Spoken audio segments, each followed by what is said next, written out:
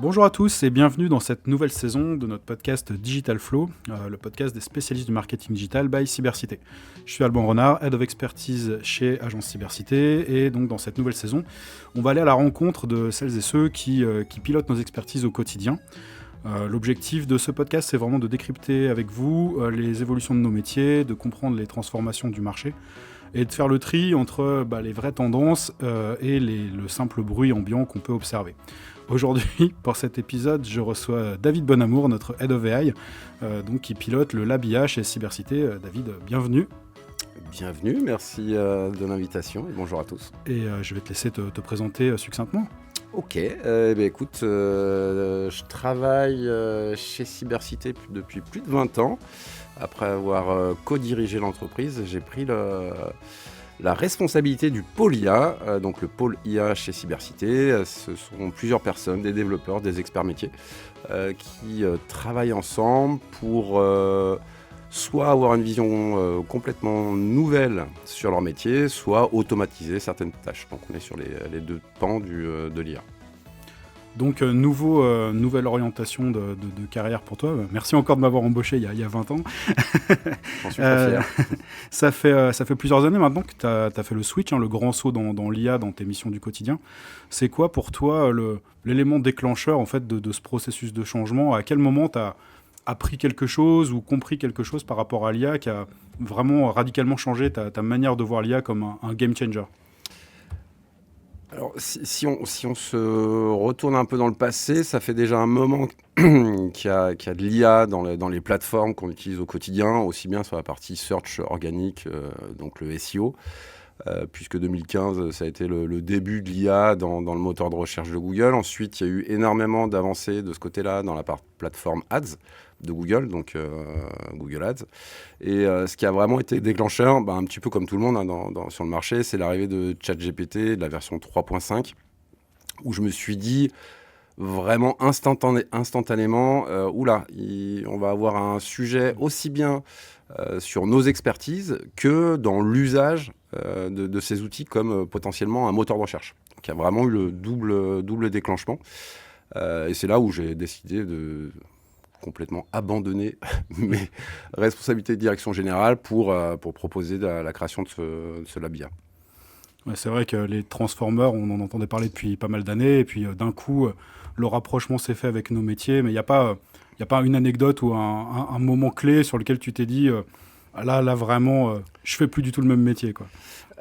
Vraiment au tout début, j'ai été interloqué à titre personnel avant d'être interloqué à titre pro, puisque moi je peux être assez créatif et en tout cas par les mots. Et quand j'ai commencé à chatter avec cet outil, je me suis dit mais c'est un puits sans fond. Et ce qui était en fait assez fou, c'était pas forcément la précision de la réponse, mais le fait qu'il pouvait me répondre dans mon langage sur n'importe quelle question. Donc moi, c'est ça qui m'a vraiment scotché. Après, j'ai pas forcément un exemple probant. J'en ai peut-être sur la suite, sur ChatGPT 4, où là, vraiment, ça a été pour moi le game changer. Ok. C'est vrai que les choses, elles bougent beaucoup, c'est de plus en plus rapide, il y a tous les jours des nouvelles fonctionnalités, des nouveaux outils, ça n'arrête pas. Toi, quand tu trouves un outil qui fait bien le job dont tu as besoin au quotidien, dans quelle mesure tu restes sur cet outillage et sur ces processus que tu es en train de créer en même temps par rapport au temps de veille que tu vas consacrer pour tester des nouvelles choses ? Moi, j'ai tendance à trouver que ça nous inonde en informations. Est-ce qu'il faut se poser pendant un certain temps ou vraiment être tout le temps en veille permanente ?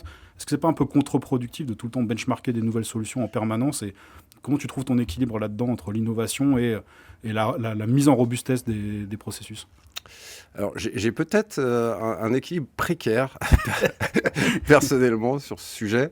Je fais énormément de veille, aussi bien sur les nouvelles fonctionnalités qui peuvent être un peu cachées ou des fois un peu fumeuses des différents outils, des différents modèles, et puis des outils qui sont concurrents, des outils que j'utilise au quotidien.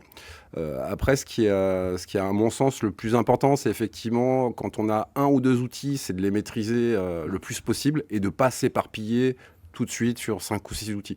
Donc, si vous êtes sur ChatGPT, restez sur ChatGPT pour vraiment connaître toutes les fonctionnalités et la puissance. avant de passer à autre chose. Il est clair qu'aujourd'hui, je n'ai pas un seul outil, mais plusieurs outils. Il pourrait se compter sur le doigt d'une main. Typiquement, Claude, sur toute la partie réflexion, rédaction, artefacts, etc. J'ai petit à petit effectivement abandonné ChatGPT pour cette partie-là. Par contre, je garde par exemple un Gemini sur la partie infographie, Nanomada 2, exploitation des vidéos, parce que pour l'instant, c'est de loin le meilleur. Ouais, il y a un petit côté, des fois on teste des choses parce qu'on ne sait pas encore qu'on en a besoin, mais le fait de faire de la veille, ça te permet de te rendre compte qu'il y a des possibilités que tu n'avais même pas encore imaginées, et c'est là où ça vient booster ta créativité finalement. Exactement. Il y a un vrai sujet d'idéation, même si les LLM, donc ChatGPT, Claude et Gemini, peuvent nous aider dans cette idéation. Mais bien souvent, quand on fait de la veille, on va trouver des cas d'utilisation auxquels on n'aurait pas pensé. Et c'est là où finalement, on reste dans le même outil, mais on se dit, tiens, je peux effectivement venir l'utiliser différemment. Par exemple, sur du contenu, toute la partie repurposing, on connaissait en content, mais aujourd'hui, vous pouvez coupler un Opus, donc il y a un outil qui permet de faire du redécoupage vidéo avec le Google Cloud. Et là, en fait, ça démultiplie tout de suite les capacités de l'IA et de l'automatisation pour le travail d'un content marketer. Du coup, par rapport à ces usages, pour toi, c'est à quel niveau au final que l'IA elle apporte vraiment le plus de valeur réelle et dans tout ce qui est workflow marketing, parce que c'est comme notre cœur de métier. Je parle de valeur réelle par rapport à la valeur perçue que tout le monde attend. Tout le monde attend du gain de productivité, du gain de temps. Donc il y a cette logique idéation versus production. Pour toi, est-ce que la productivité, c'est vraiment le sujet? Est-ce que c'est vraiment l'esclave qui fait tout tellement plus vite, ou plutôt l'assistant HPI en mode idéation? C'est quoi pour toi le bon équilibre? Les deux. C'est-à-dire que moi, je m'en sers. Alors, vu moi, je pilote le Labia, on est quand même beaucoup dans l'idéation, dans aller creuser soit des fonctionnalités, soit des workflows qui sont proposés ou présentés par certains experts. Et puis, on essaye effectivement d'automatiser. Et par contre, il y a des expertises qui n'ont pas encore une certaine maturité sur l'IA générative. Nous, on va venir justement proposer. Donc là, on va être un peu plus dans l'idéation. Donc c'est vraiment un équilibre entre les deux, sachant qu'il y a, moi par exemple, je me suis créé un GPT sur ChatGPT dédié à l'idéation, pour venir justement challenger un point de vue, et après par ce qu'on appelle des schémas de pensée, ce GPT va m'aider à développer, et ensuite moi je vais pouvoir proposer certaines pistes de réflexion, d'idéation aux différents pôles d'expertise chez Cybercité. Et une fois que tout ça est en place, on va faire un POC. Le POC, il va rester d'abord dans un écosystème, soit ChatGPT, soit Artefact de chez Claude, ou les gemmes de Gemini. On le fait tester à plusieurs niveaux, et ensuite on va l'industrialiser. Donc là, on va plutôt passer dans l'assistant qui sait tout mieux faire.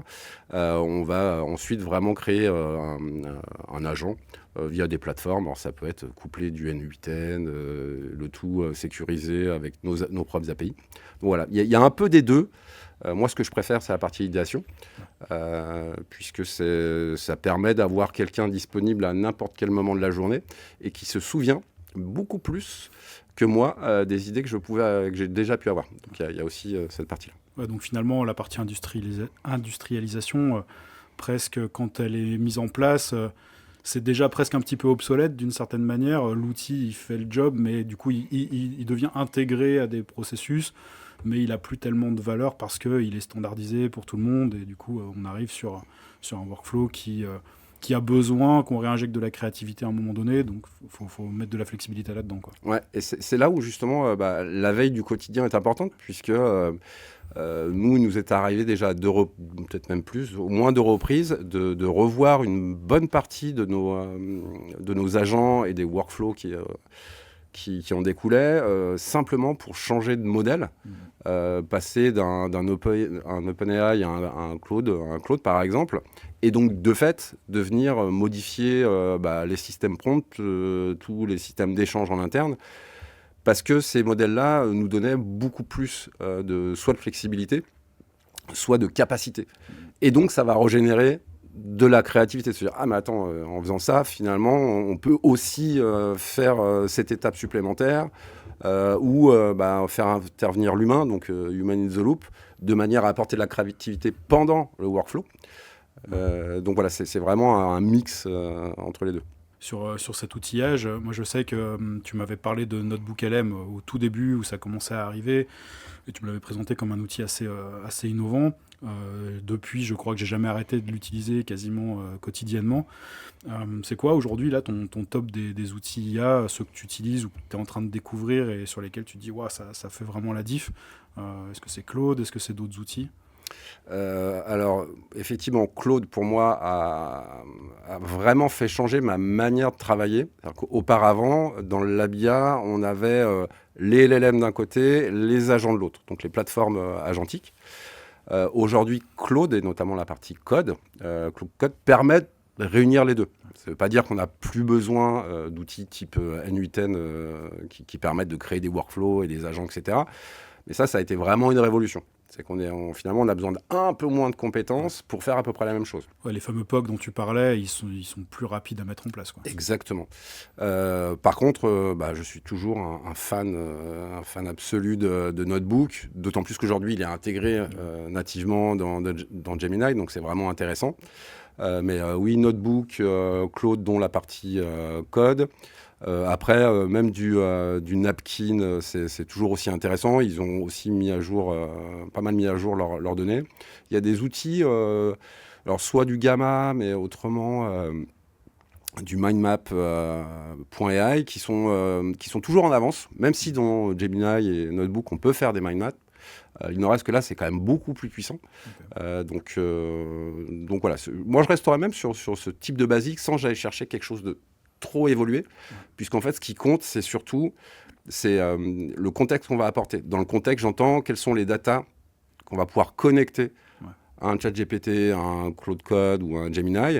Et finalement, nous, cette année, ça va être un des gros sujets. C'est de se dire, maintenant qu'on a mis en place le socle d'agentivité, comment on va venir aider nos consultants à aller chercher le contexte unique qui provient du client, mais également de données tierces.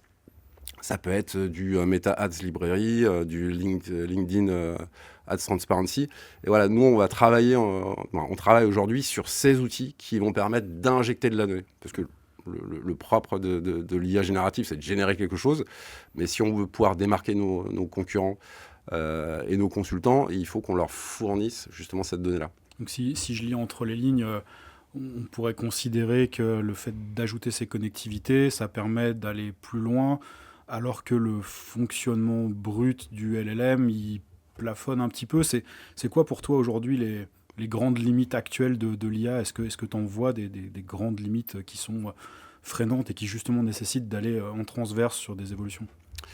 Alors, je ne sais pas si ce sont vraiment des limites. En tout cas, ce sont plutôt nos limites vis-à-vis des LLM. Et ces limites, c'est effectivement... Alors, il y a la limite côté client.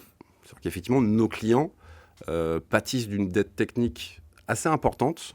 Et de fait, on n'arrive pas à obtenir la data qu'on voudrait avoir, aussi bien pour de l'ADS que pour du contenu ou du SEO. Donc là, ça, c'est plus notre limite ou celle du client. La limite du LLM, si on prend vraiment OpenAI ou Claude, effectivement, sur certaines verticales, comme l'analyse de données en mode tableur, elle peut avoir lieu en fonction du nombre de lignes qu'on lui fournit. Mais finalement, quand on est sur de l'audit entre guillemets classique, c'est pas si impactant que ça. Donc, et il existe des modèles qui sont dédiés à cette analyse-là. Donc voilà. Donc je dirais qu'il n'y a pas de limite où on se dit vraiment si on avait ça changerait. C'est plus quelles données on arrive à récupérer. Donc c'est vraiment la limite. Technique, comment tu les croises les unes avec les autres. Exactement. Tu t'en tires de la valeur, quoi. Exactement. Okay. Est-ce que tu penses qu'aujourd'hui, en 2026, alors question qui sera peut-être obsolète dans 3 semaines, est-ce que tu penses que c'est encore possible, quand tu bosses dans le tertiaire et a fortiori dans le marketing, d'être anti-IA? Alors, l'IA, ce qu'il faut savoir, c'est que quand on a lancé le projet IA dans Cybercité et dans Isoscale, assez rapidement, on s'est rendu compte que la limite, elle n'allait pas être forcément technique, mais que ça allait être une limite d'adhésion. Ouais, une limite humaine, quoi. Exactement. Et pour tout un tas de bonnes et de mauvaises raisons, il y a des collaborateurs, des collaboratrices qui ne veulent pas y aller pour des raisons personnelles. Donc ça, c'est la première limite, c'est-à-dire comment on réussit à les faire changer. Et finalement, le prisme, c'est plus de se dire que l'IA générative n'est pas une compétence du marketing ou des RH, etc. Mais c'est une compétence que n'importe quel collaborateur dans n'importe quel type d'entreprise, a fortiori dans le marketing, doit avoir pour les prochaines années. Donc, pour répondre à ta question, c'est absolument obligatoire. Ça l'était déjà hier et ça le sera encore plus demain. C'est-à-dire que je ne vois pas comment un être humain pourrait ingurgiter autant de données autour d'un projet, autour de produits, etc., qu'un LLM ne peut le faire. Donc, du coup, on passe à côté de connaissances. Et si on passe à côté de connaissances, forcément, ce qu'on va produire, aussi bien en termes de services qu'en termes de produits, sera moins bon.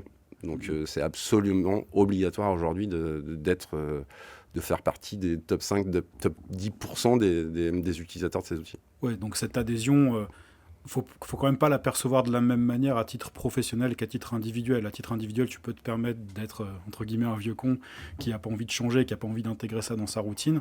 Mais d'un point de vue professionnel, tu penses que c'est pas possible, c'est pas envisageable, quoi. Non, c'est pas possible. Après, d'un point de vue personnel, on peut ne pas être d'accord, mais là, c'est plus au niveau sociétal. Mais je pense qu'on c'est plus possible de ne pas être d'accord parce qu'on pense que ce que génère l'IA est mauvais. Ouais, on peut la pas. qualité est indéniable. Exactement. De se dire, je reste encore sur ChatGPT ou Claude est un perroquet stochastique, c'est plus possible. Ouais. C'est plus possible depuis que les modèles ont ce qu'on appelle les COT, les modèles la réflexion en chaîne de pensée. Ça, c'est plus possible. Parce que justement, il y a cette préanalyse.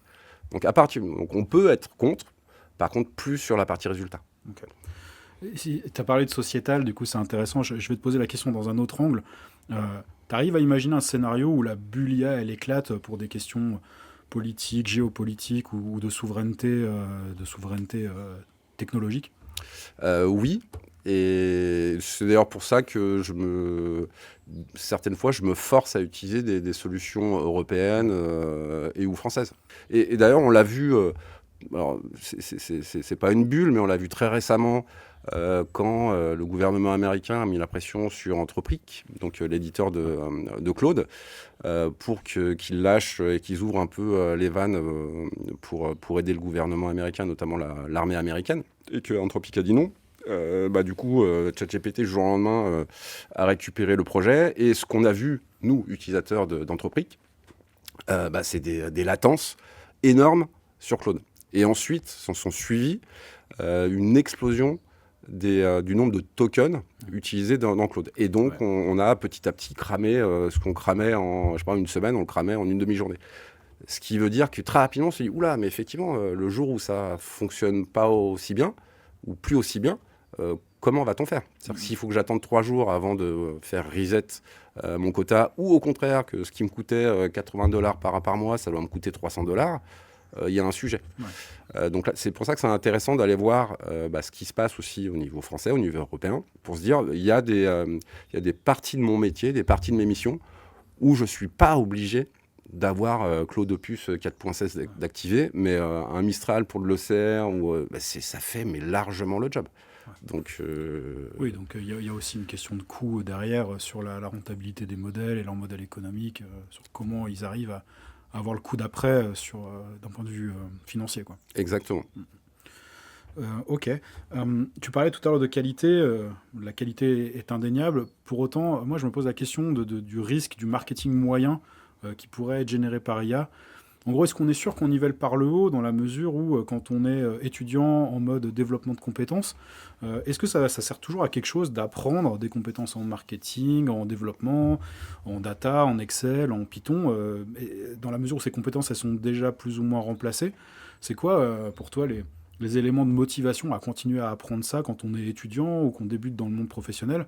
Est-ce qu'il y a des garde-fous à avoir pour les étudiants? Enfin, comment t'imagines cet apprentissage. Nous, on est des digital natives plus ou moins, mais on a quand même vu des transitions. Les générations qui arrivent, elles sont complètement absorbées en termes de compétences là-dedans. Donc, comment tu vois ça? Est-ce qu'on va pas à un moment donné plafonner et niveler par le bas parce que les gens ne sauront plus comment ça marche? Très bonne question, Alban. Moi, je vois en fait, il y a deux sujets.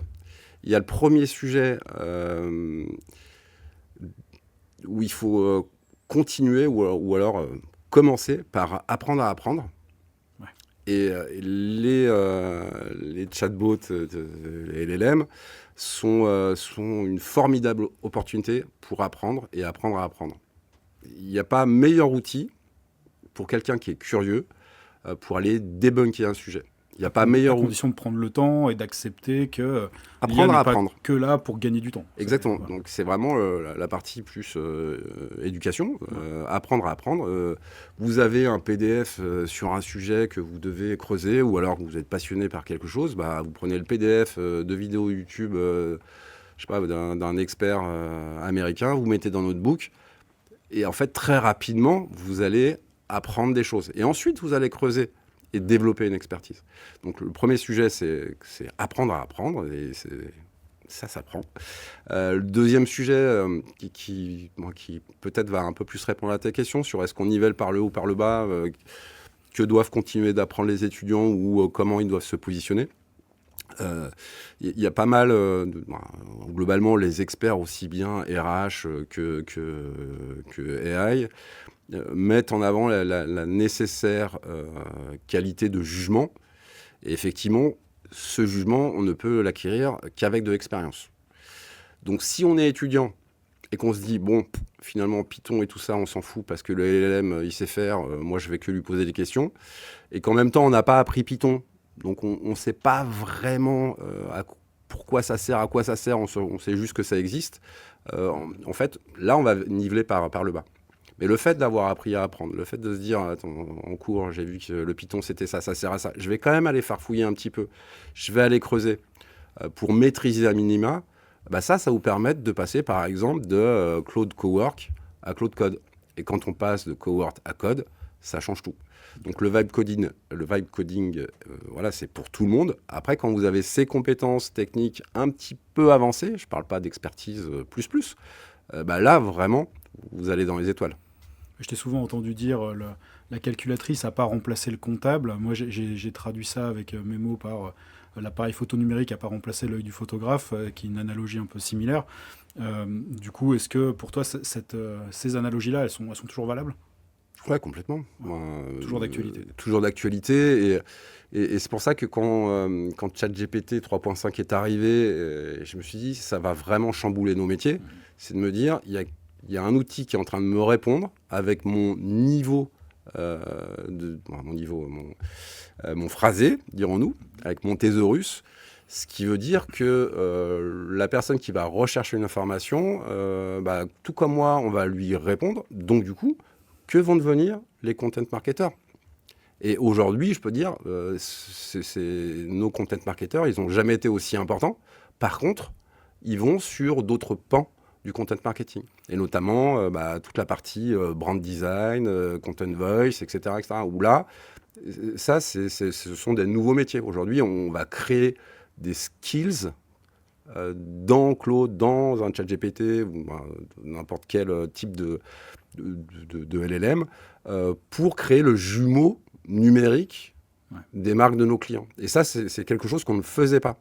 Et c'est le rôle des nouveaux content managers ou content stratégiques. Oui, qui au final n'ont jamais été aussi stratégiques dans leur approche au quotidien. Donc, je te rejoins totalement. Du coup, le apprendre à apprendre, est-ce que c'est ça le conseil que tu donnerais à un étudiant un peu en sortie d'études qui cherche sa première expé en marketing digital pour débuter? Jusqu'où, pour toi, il faut qu'il maîtrise l'IA par rapport à cette logique de curiosité et d'apprentissage un peu à l'ancienne? Alors moi, je lui donnerais le conseil d'apprendre à apprendre pendant ses études, pas après. Et le conseil que je lui donnerais en fin d'études, sortie d'études, c'est là, je me positionne plus comme un potentiel recruteur. Et ce que moi, je vais aller chercher chez un futur collaborateur, c'est l'esprit de curiosité, de se dire, Ok, tu étais étudiant, là, tu cherches ton premier job, mais entre les deux ou pendant tes études, tu as essayé de développer un projet, tu as mis en application. Imaginons que tu es un étudiant dans une école de communication. Tu es allé faire du vibe coding. Tu as mis en ligne un projet sur Vercel. C'est bancal, mais en fait, t'es allé voir ce qui se passait. Donc, du coup, ça, pour moi, c'est une expérience qui vaut un an d'expérience chez un annonceur, facilement. C'est une approche qu'on a toujours eue en vrai sur le recrutement des profils SEO ou médias, sur le côté métier-passion un petit peu, quoi. Exactement. Donc, en fait, il y a énormément... C'est très simple aujourd'hui de comprendre comment ça fonctionne. Il y a énormément d'influenceurs, dirons-nous, qui poussent dans l'information. Mais ce qu'il faut se dire, c'est que aussi dans les différentes aides des plateformes, il y a énormément d'informations. Et bien là, rien que de mettre en application ce qu'on a dit tout à l'heure, c'est-à-dire je prends l'aide de Claude, je l'exporte, je la mets dans un notebook. Ce notebook va me générer des cartes mentales, des quiz, donc je vais apprendre différemment. Et ensuite, et ce que peu de gens font, c'est de mettre en application. Plutôt de se dire, OK, je maîtrise, etc. Non, mais mets en application, c'est assez simple. Et là, vous n'êtes plus dans le top 10 des utilisateurs de l'IA, vous êtes dans le top 1%. Et moi, ce qui m'intéresse, c'est à minima, c'est 1%. Donc à la fin, la vraie question, c'est est-ce que tu as généré de la valeur, quoi. Exactement. Pour toi, une équipe marketing augmentée par l'IA dans 5 ans, ça ressemblera à quoi question subsidiaire, est-ce que tu crois que l'IA va te remplacer? Je commence par la deuxième. Oui, je pense que aujourd'hui, mon rôle qui est de piloter un lab IA, il a déjà énormément évolué. Je vois aujourd'hui beaucoup plus d'experts, SEO, ads, content, etc., analytics, CRO, qui viennent me voir en me disant « Ah, David, tiens, regarde ce que j'ai fait un artefact, ou alors je suis allé dans l'AI Studio de Google, j'ai fait ça, etc. » Donc en fait, on a là aujourd'hui, et ça a mis une bonne année, 1 an et demi, on a des AI champions dans les expertises. Donc moi, mon job... c'est de les animer, après. C'est de les animer, mais effectivement, ce ce qu'ils faisaient avant, mon quotidien, c'était d'aller les voir, de créer des groupes, etc. Donc en fait, cette partie-là a été remplacée, et c'est normal. Parce que le métier de Head of AI, c'est d'abord ou en même temps un job qui est un job de transformation, donc de change, et un job plus tech. Donc la partie change, aujourd'hui, elle est bien amorcée, ce qui ne veut pas dire qu'il ne faut pas un leader pour tracter ça. Mais voilà, donc ça c'est donc je pense que je me ferai remplacer par l'IA, ou dans tous les cas, j'aurai moins besoin d'être là au quotidien. D'ailleurs, dans certaines structures, c'est pas forcément quelqu'un qui a un profil très tech, parce que quand on regarde, quand on regarde les profils qui gèrent l'IA chez les annonceurs ou dans des plus grands groupes, on a l'IA qui est soit à l'innovation, soit à la DSI. On voit que c'est déjà une partie d'un autre job. Okay. Nous, on a pris le choix de mettre ça sur une personne pour pouvoir déployer plus vite, etc. Mais ce sont déjà des jobs qui sont en mutation. Après, pour répondre à ta première question, l'équipe marketing de demain, ça sera une équipe qui aura su aller vers l'équipe communication, vers l'équipe sales, donc qui aura su traiter l'information de bout en bout des sales, donc de comment je crée un message jusqu'à quel workflow je mets en place pour aider les sales. Donc je pense que ça sera déjà une équipe qui se sera un peu transformée sur son champ de compétences. Et après, j'ai pas de boule de cristal pour te dire est-ce qu'on passera d'équipe de 5 à équipe de 1 ou 2 personnes. Ça, je sais pas, j'ai pas d'avis particulier. Par contre, je sais que le poste de responsable marketing, lui, va vraiment évoluer. Ouais. C'est-à-dire qu'il pourra plus être isolé sur le marketing. Il devra vraiment travailler différemment avec les autres, sachant que le marketing détient beaucoup d'informations. Les sales ont beaucoup d'informations. Et que le but du jeu, c'est justement, et là c'est humainement des fois, C'est-à-dire comment on arrive à faire chevaucher un peu les expertises. Les frictions liées à la synergie. Exactement. Et là, on est encore plus sur du change que réellement de la techno pure et dure, quoi. Donc c'est presque au niveau de la direction générale qu'il faut arriver à impulser ça pour être sûr que les uns et les autres se tirent pas dans les pattes et du coup freinent l'innovation. Ouais, c'est ce que nous, chez nos clients, c'est ce qu'on voit. C'est dire, ah bah non, ça, c'est pas chez moi, c'est chez un tel. Mais un petit peu comme quand toi, tu travailles sur le GEO, alors ça touche aussi beaucoup la communication. Bien sûr. Et pas que le marketing. Donc du coup, ça peut être 2 lignes de budget différentes. Donc voilà, il faut... Ça touche des gens qui n'ont pas encore appris à se parler parfois. Donc, ouais, exactement. Ok, on arrive vers la fin. Pour conclure, on va faire un petit exercice. Le principe, il est tout bête. Je vais te poser une petite dizaine de questions. L'idée, c'est de faire des réponses rapides, séquences plutôt courtes. Potentiellement, avec un peu plus de vulgarisation. Imagine que tu parles à ma grand-mère et que tu essaies de lui expliquer un petit peu tout ça. La première, c'est qu'est-ce que tu fais exactement en une phrase pour quelqu'un qui connaît rien au digital ? Alors, ce que je fais en une phrase, je pilote des projets en vue de les... alors, je ne sais pas répondre en une phrase, dis donc. Attends. C'est difficile. Ouais, en plus, je ne me rappelais plus que tu avais tes questions à la fin. C'est la surprise du chef. Non, pour vulgariser... dis donc, c'est pas évident. Alors si, je vais le faire comme ça. Je pilote la transformation interexpertise dans une PME de 150 salariés. Très bien. Du coup, est-ce que ton métier, il n'est pas un peu bullshit ? Alors certaines fois, certains dimanches soirs, je pense à ça en me projetant sur la semaine qui arrive. Mais à chaque fois que j'ai entre les mains ces outils, je suis tellement bluffé. Il y a tellement de potentiel, d'opportunités pour apprendre, pour faire différemment, que je me dis non, c'est pas bullshit parce que je suis quand même pile au bon moment, au bon endroit, au bon moment pour explorer ces nouveautés. Tu penses que tu feras encore ce métier ou un métier similaire dans 10 ans ou sinon tu penses que tu feras quoi ? Alors... si je compare à ce que j'ai fait sur les 25 dernières années, c'est-à-dire que tous les 3-4 ans, je changeais. Donc, pour répondre déjà, non, je ne ferai pas la même chose, ça c'est sûr. Je ne sais pas ce que je ferai, comment je le ferai. Ça n'existe peut-être pas encore. Ça n'existe peut-être pas encore. Je ne sais pas si on va avoir une rupture encore plus forte que ce qu'on a pu avoir avec le digital, puis avec l'IA. Mais là, c'est compliqué de se projeter à la vue des 2 dernières années qu'on vient de vivre. Donc tu utilises l'IA tous les jours ? Alors, je n'utilise plus Google. Je n'utilise... Intéressant, quand on voit d'où on vient. Oui, voilà. Moi, perso, j'utilise plus Google. J'utilise l'IA tous les jours. Étrangement, je ne l'utilise pas tant que ça au niveau personnel. C'est vraiment un outil du quotidien professionnel pour moi. Et effectivement, je dois en être à des milliers de prompts. Moi, je ne sais même plus à combien j'en suis. Mais c'est... Et du coup, si on imagine que l'IA est une personne qui te répond, c'est quoi la plus grosse connerie qu'elle ait faite ou dite ?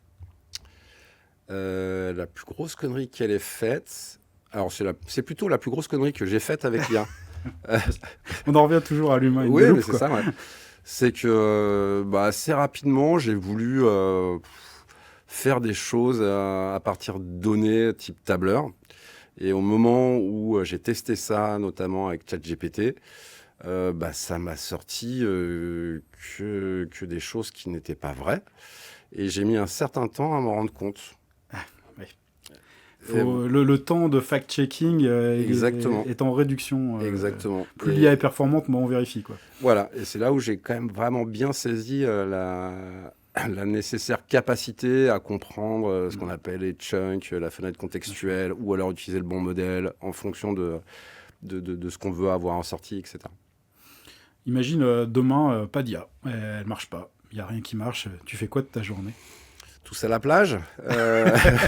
Ça me va. Ça te va, ouais. Écoute, je ferais quoi de mes journées ? Je pense que je retournerais parler à des gens. Ouais, ça marche. Ça marche. Je me suis un petit peu isolé, effectivement, avec l'IA générative. Plus de café. Plus de café. C'est quoi le prompt que tu utilises le plus en général, le prompt ou la pratique du quotidien? La pratique que j'ai le plus, c'est l'aspect apprendre à apprendre. Ouais. Et j'utilise beaucoup ce que j'appelle la technique du tremplin. Okay. De se dire, quand je veux mieux cerner une problématique, que ce soit une problématique humaine, managériale, que ce soit une problématique technique, problématique de découverte sur le produit, service d'un client, je vais utiliser un petit framework que j'appelle le tremplin, qui permet assez rapidement de se dire sur le sujet sur lequel je veux travailler, quels sont les profils avec lesquels je devrais travailler, quel est le vocabulaire qu'ils utilisent, est-ce qu'ils utilisent certains frameworks, est-ce qu'il y a des patterns connus, etc., etc. Et ensuite, fort de tout ça, je vais déjà mieux comprendre ce qui se passe et je vais pouvoir avancer avec les parties prenantes du projet. Et c'est quoi, pour finir, c'est quoi la chose la plus absurde qu'on t'ait demandé de faire avec de l'IA? Alors, ce qui est... En fait, c'est très récurrent comme question. C'est autant il y a beaucoup de gens qui n'ont pas envie d'y aller, autant ceux qui ont envie d'y aller, très rapidement, ils disent « Comment je fais pour me remplacer ?» C'est assez hallucinant. Et donc, voilà, moi, ce qui m'arrive très fréquemment, c'est « Ouais, comment je fais pour me remplacer ?» Je sais pas.